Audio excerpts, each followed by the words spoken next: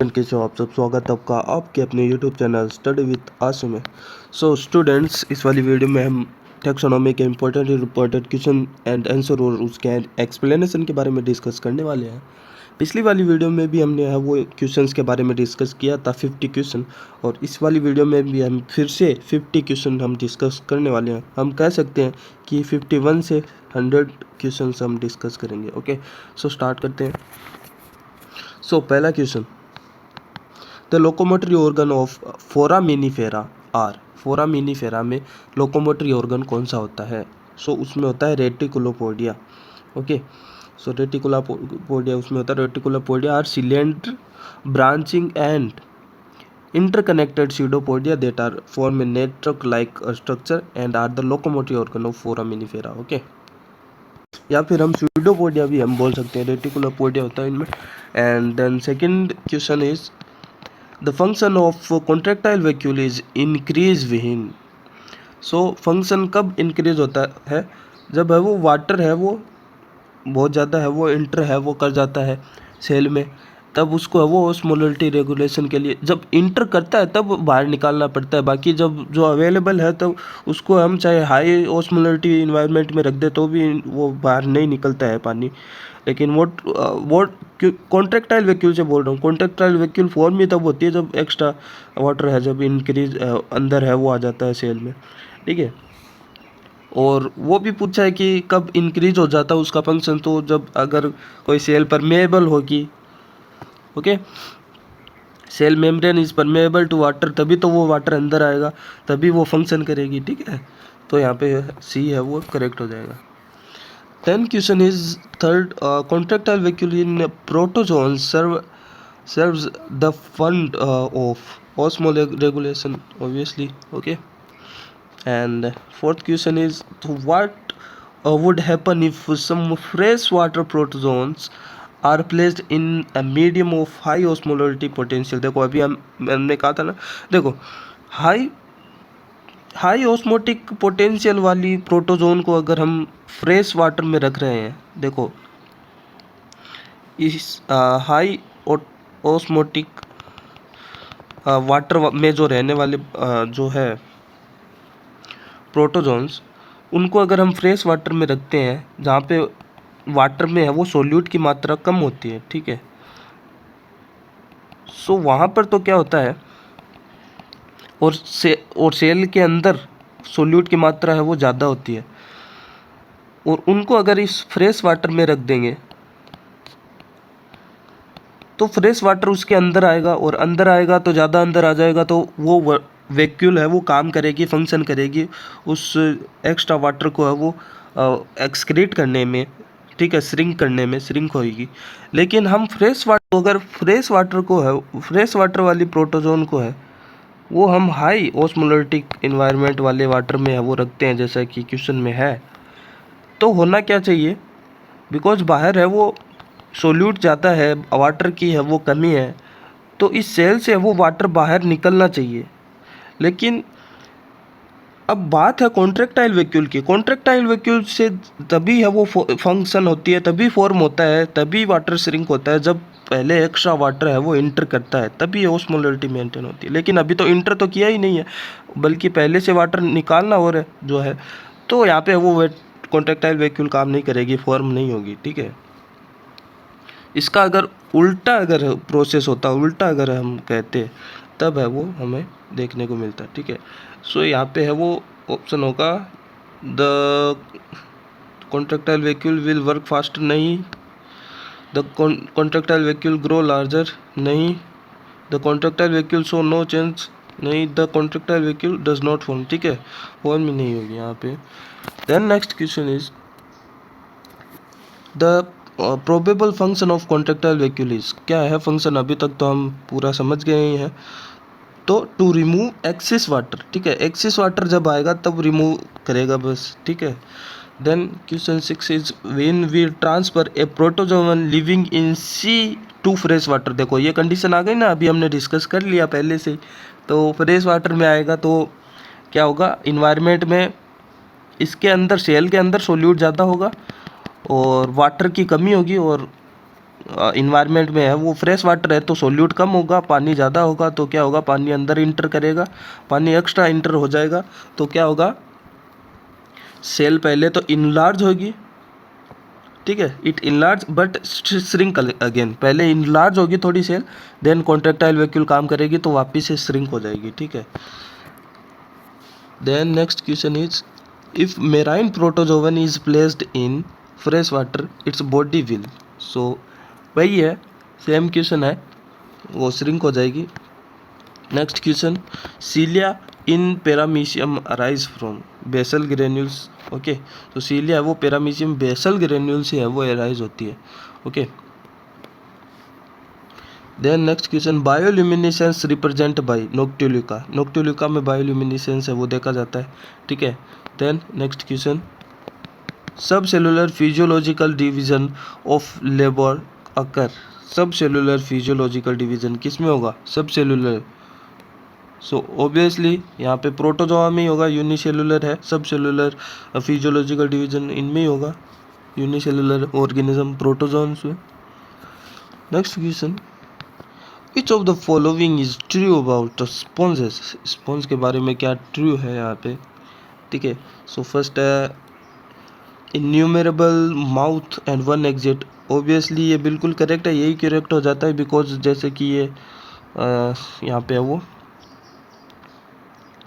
Sponge हो ऐसा कुछ होता है, ठीक है, जिनमें है वो यहाँ पे ओस्टिया होती है जिनसे वो वाटर है वो इंटर करता है, ठीक है। सो ये ओस्टिया बहुत सारी होती है, यहाँ पे एक केनाल टाइप है वो हम यहाँ पे डिस्कस नहीं कर रहे हैं, ठीक है। तो बहुत सारी ओस्टिया होती है जहाँ से वाटर इंटर करता है, ये ओस्टिया होती है। तो ओस्टिया जो वाटर इंटर करने के जो यहाँ पे है वो केनाल है वो बहुत सारे होते हैं, एंट्री गेट हम काइंड ऑफ बोलते हैं, तो वो बहुत सारे होते हैं, एंट्री माउथ बोल रहे हैं तो लेकिन जो वाटर जब इंटर कर जाता है इस स्पॉन्जोशियोल में, सो देन वो एग्जिट है वो एक ही पोर से करता है जिसको बोलते हैं ओस्कुलम, ओस्कुलम से एंट्री एग्जिट है वो करता है, ठीक है। देन नेक्स्ट क्वेश्चन है, इंटर तो करता है ओस्टिया से एंड ओस्कुलम से एग्जिट करता है। Next question, flagellated chamber are found in, flagellated chamber है वो जैसे जैसे कॉम्प्लेक्सिटी बढ़ती है केनाल टाइप की, जैसे कि एस्कोन, साइकोन एंड ल्यूकोन टाइप की जो केनाल होती है उनमें जैसे कि कॉम्प्लेक्स टाइप है ल्यूकोन, ल्यूकोसनेलिया में ल्यूकोन टाइप, तो उनमें इसमें है वो फ्लैजिलेटेड चैम्बर है वो देखा जाता है, ठीक है। Then next question, parazoology is the study of, parazoology में देखो नाम से ही पता चलता है, पैराजूलॉजी में हम पोरीफेरा की हम स्टडी है वो करते हैं, okay. So porifera is the phylum that includes sponges and the study of sponges is called parazoology, okay. So next question is, internal budding is in some sponges is for, so internal budding obviously reproduction के लिए ही होगा, internal budding जैसे कि Porifera में होता है, archaeocytes जो sales है वो अलग हो जाती है पोरीफेरा से, सो अलग होकर है वो न्यू स्पॉन्ज का फॉर्मेशन है वो होता है, सो यहाँ पे ये भी है सेक्सुअल रिप्रोडक्शन का ही पार्ट है। Then next question 15, common bath sponges, bath sponges का कॉमन नेम है बाथ स्पॉन्ज और उसका जो साइंटिफिक नेम है वो क्या होगा, काइंड ऑफ यही पूछा है, सो स्पॉन्जिया यहाँ पे है वो करेक्ट आंसर है वो हो जाएगा, ओके। जैसे कि यहाँ पे कुछ कॉमन नेम और है, जैसे कि फ्रेश वाटर स्पॉन्ज है, फ्रेश वाटर स्पॉन्ज को स्पॉन्जिला बोलते हैं, यहाँ पे ये रहा स्पॉन्जिला बोलते हैं, और बाथ स्पॉन्ज को यू स्पॉन्जिया या फिर स्पॉन्जिया, एंड स्काइफा को साइकोन बोलते हैं, एंड क्लिनो को बोरिंग स्पॉन्ज बोलते हैं, बोरिंग स्पॉन्ज, एंड यू प्लेक्टेला को विनस फ्लावर बास्केट है वो कॉमन नेम इनका है वो होता है, ठीक है। Then next question is, body organization in sponges is, body organization सबसे लोअर इन्वर्टेब्रेट है तो सबसे लोअर बॉडी ऑर्गेनाइजेशन यहाँ पे सेलुलर ग्रेड का होता है, सो वही स्पॉन्जेस में होता है, cellular grade of organization. Next question is, the cost list costliest Turkish bath sponges, Turkish bath sponge कौन सा है costliest Turkish bath sponge? Spongia हमने देखा, यू स्पॉन्जिया या फिर स्पॉन्जिया। सो ऑफिशियनलिस, सो ये यहाँ पे वो करेक्ट हो जाता है, ठीक है। सो यहाँ पे हमने जैसे कि वो स्पॉन्जिला तो हमने देखा था, bath sponge sorry bath sponge नहीं, यहाँ पे स्पॉन्जिला हमने देखा था, फ्रेश वाटर स्पॉन्ज हमने देखा था। Okay, so fresh water sponge है वो स्पॉन्जिला था। तो यहाँ पे भी है वो, ये स्पॉन्जिला ऑप्शन में दिया हुआ वो ये फ्रेश वाटर स्पॉन्ज होगा, और यहाँ पे ये स्पॉन्जिया यहाँ पे दिया हुआ है, जो कि हमने पिछले वाले क्वेश्चन में भी था, बाथ स्पॉन्ज यही होता है। Okay, then next question is paragastric cavity is found in, paragastric cavity है वो किस में है वो पाई जाती है? वो सारे स्पॉन्जेस में है वो, ये पैरागैस्ट्रिक कैविटी देखी जाती है।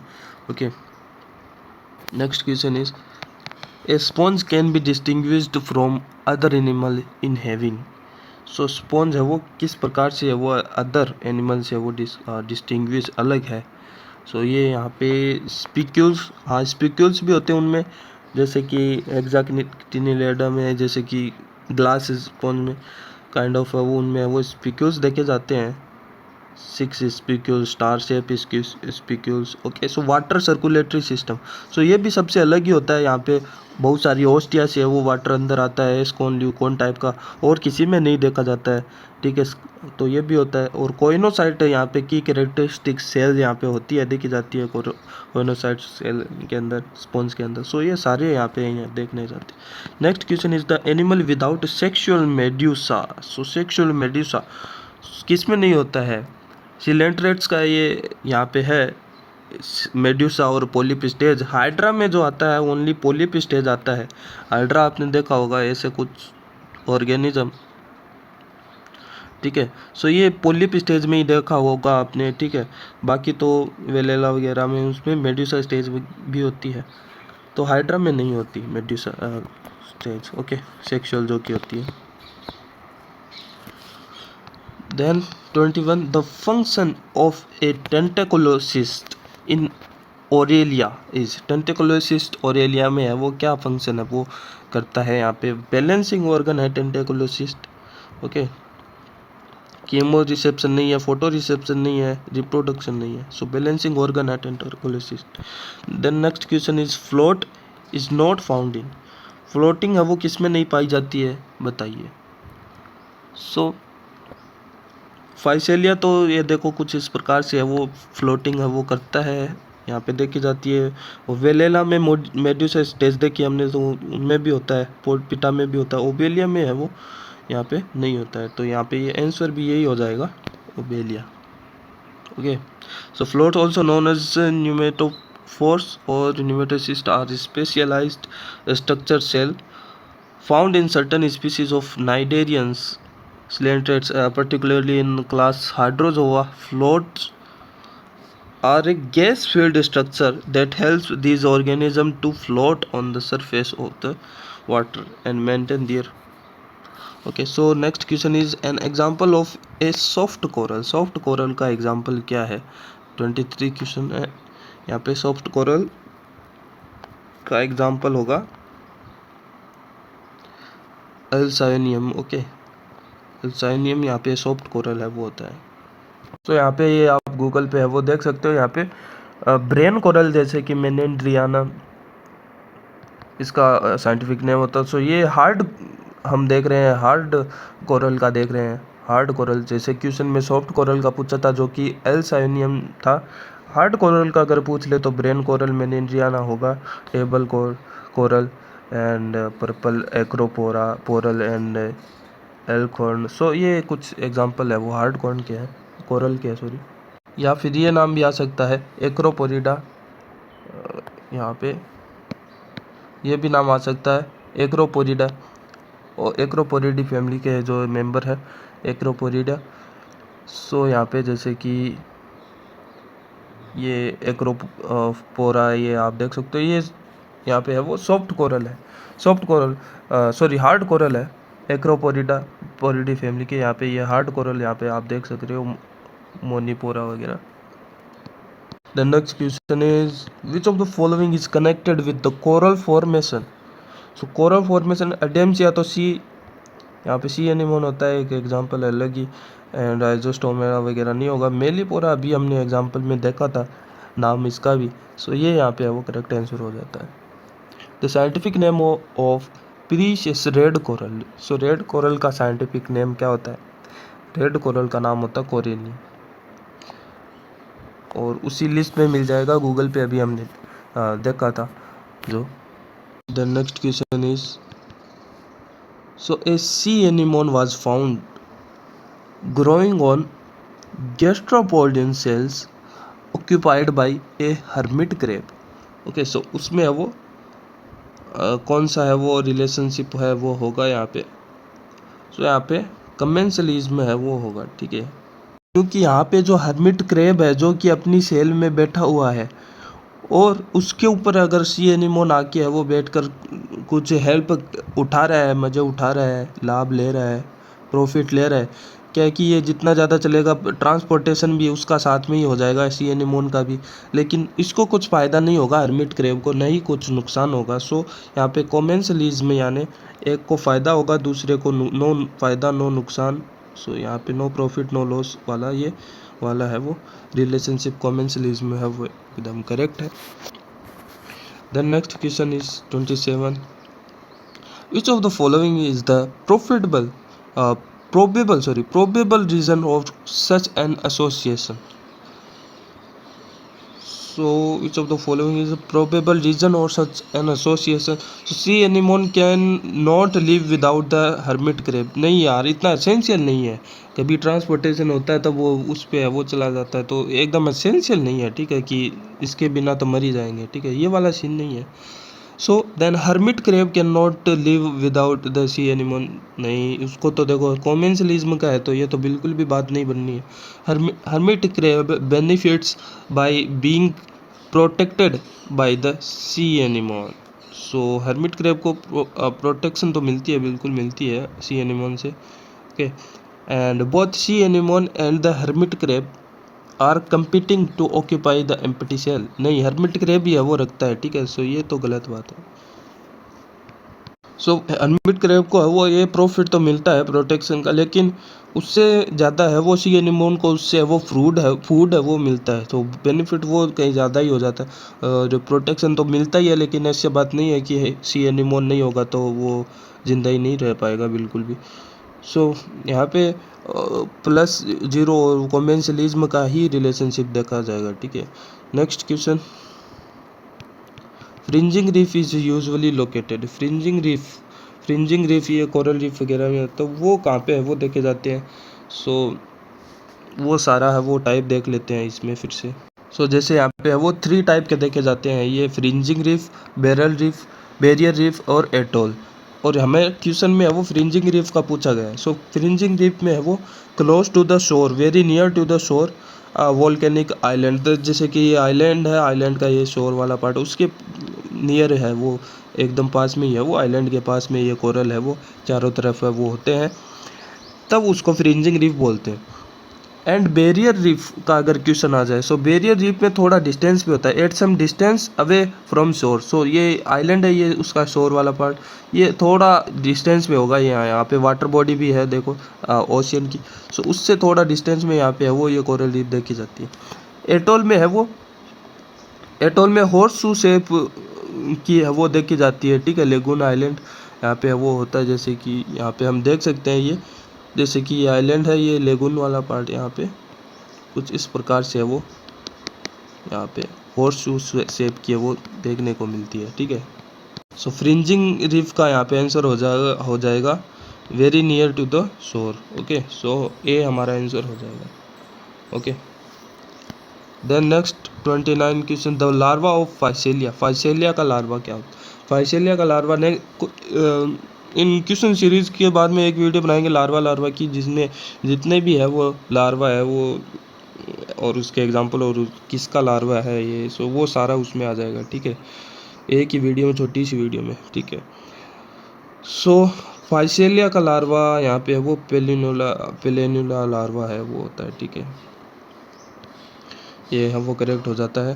Then next question is example of a permanently sessile scyphozoan. Permanently sessile scyphozoan का एग्जाम्पल कौन सा है इनमें से? सो ल्यूसिनेरिया है यहाँ पे, परमानेंटली ये सेसाइल स्काइफोजोआ है, ओरेलिया तो यहाँ पे इधर उधर जाता ही है, पेलेजिया एंड पेलिमा। सो ल्यूकोसेरेनेरिया है वो यहाँ पे सेसाइल है, ठीक है। So lucernaria is example of a permanently sessile scyphozoan. Scyphozoan are a class of jellyfish, okay. So jellyfish की क्लास है belonging to the phylum cnidaria यानी coelenterates.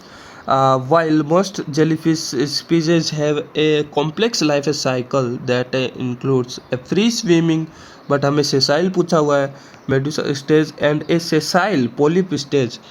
Lucinaria is a exception. jellyfish का होके भी यहाँ पे exception है.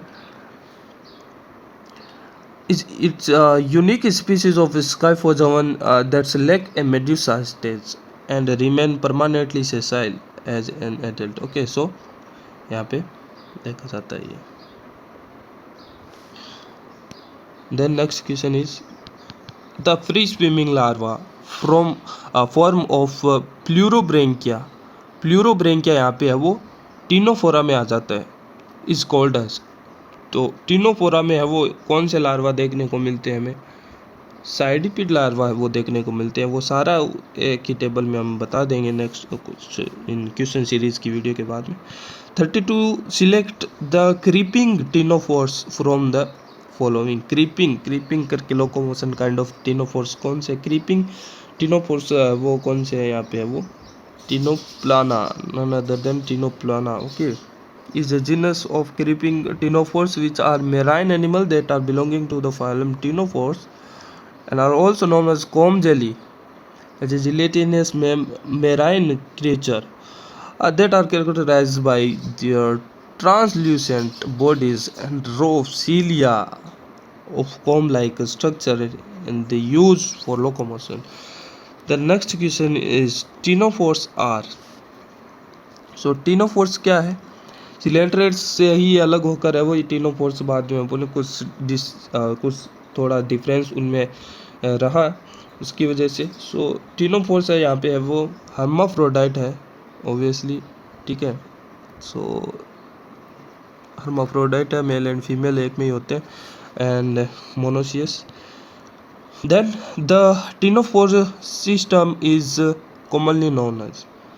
सो इसका जो यहाँ पे है वो आंसर होगा Venus girdle, okay. So Venus girdle होगा, ब्रेन कोरल नहीं होगा। ब्रेन कोरल तो मेनिंडरियाना हमने देखा एंड वीनस फ्लावर बास्केट भी हमने यूप्लेक्टिला देखा जो कि स्पॉन्ज था। सो वीनस गर्डल यहाँ पे है वो हो जाता है सिस्टम, ओके।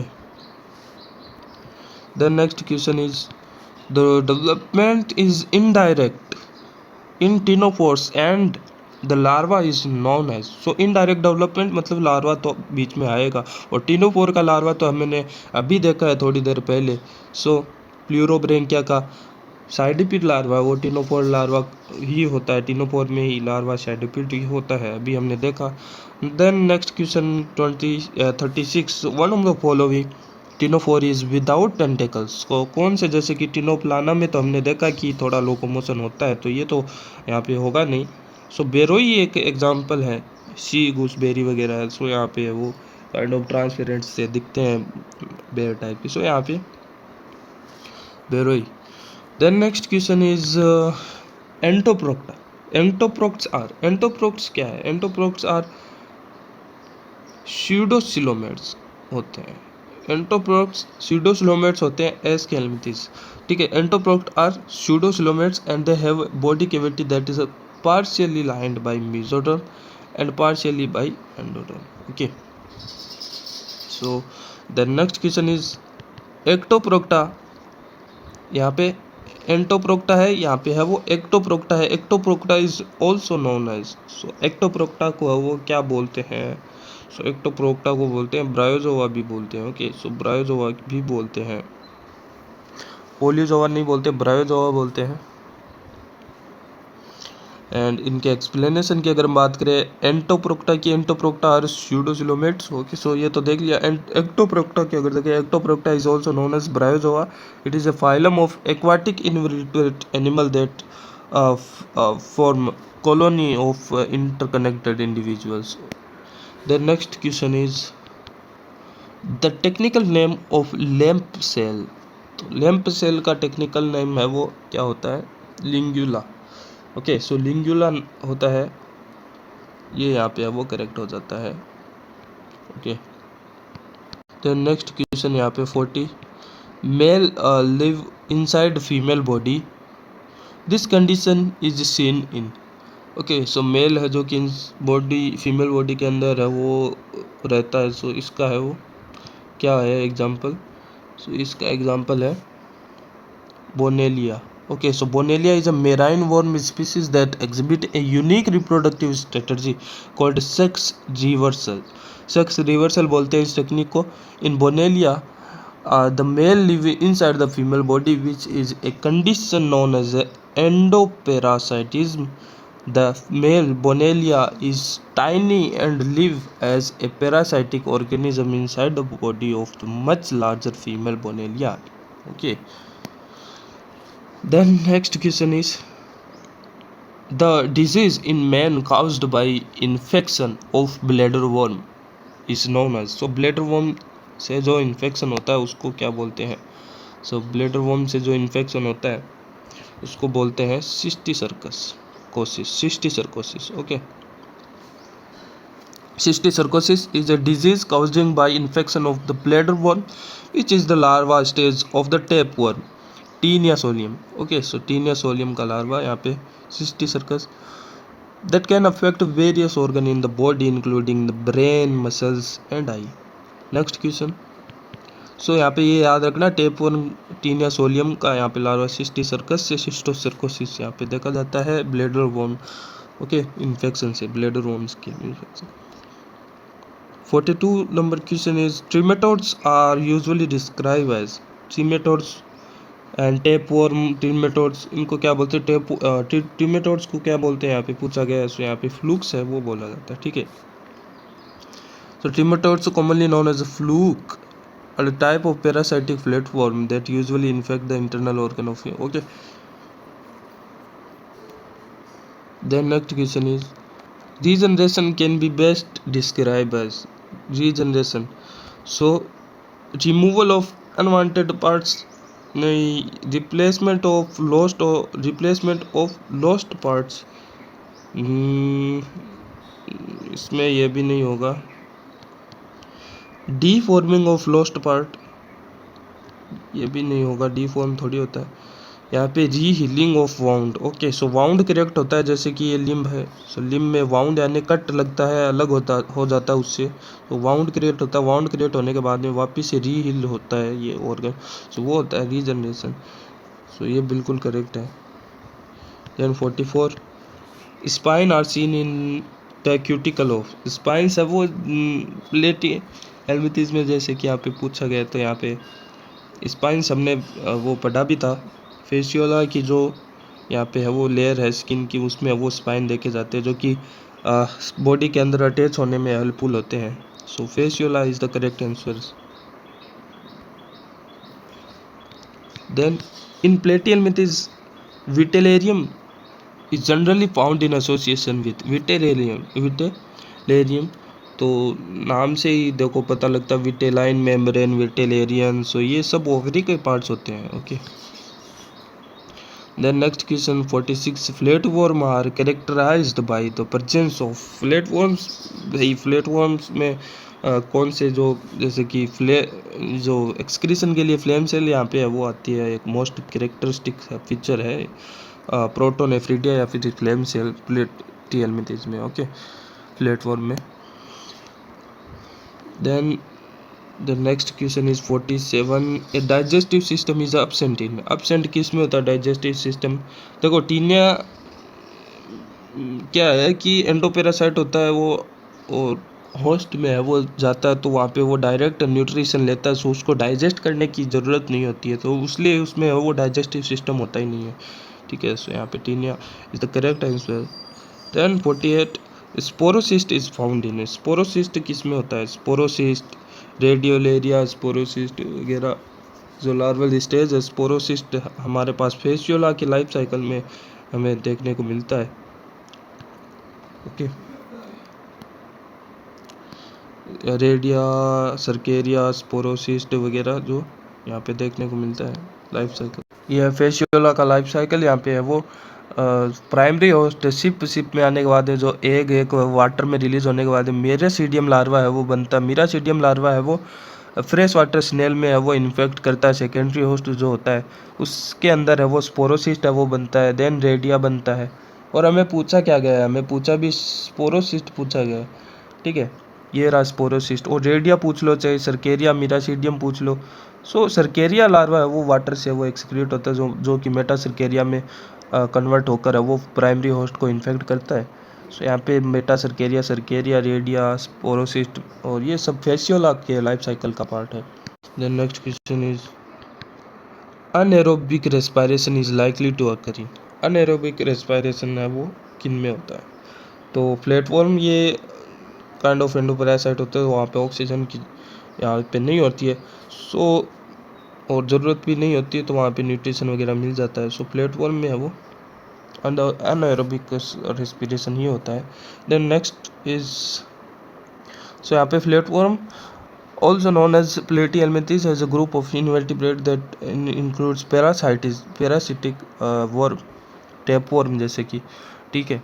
सो ये है वो इन्वायरमेंट में यहाँ पे वो लो ऑक्सीजन होता है, तो यहाँ पे वो इंटेस्टाइन है वो होस्ट के इंटेस्टाइन में है वो रहते हैं। So this parasite often lack complex respiratory system, उनमें नहीं होता है and may rely on anaerobic respiration. Okay, then 50 last. So liver fluke belong to the class. तो लिवर फ्लूक कौन सी क्लास से बिलोंग करता है? लिवर फ्लूक करता है ट्रिमेटोडा से, ठीक है। तो ट्रिमेटोडा में आ जाता है लिवर फ्लूक। जैसे कि जब हमने प्लेटिहेल्मिंथेस फाइलम के बारे में डिस्कस किया था, तो वो सारे डिस्कस किया था कि ट्रिमेटोड्स है वो यहाँ पे उसमें है वो लिवर फ्लूक और ब्लड फ्लूक आ जाएगा।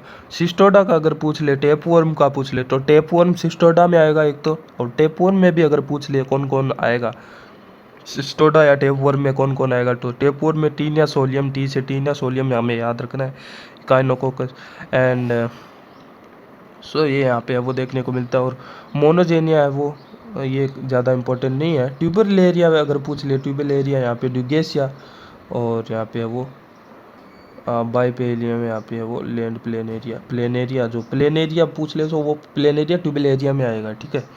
और टेपवर्म पूछ ले तो टीनिया सोलियम, और टिमेटोड्स पूछ ले तो लिवर फ्लूक। ये दो हमें मोस्टली याद रखने हैं। सो इतना ही था इस वाली वीडियो में। Okay, bye.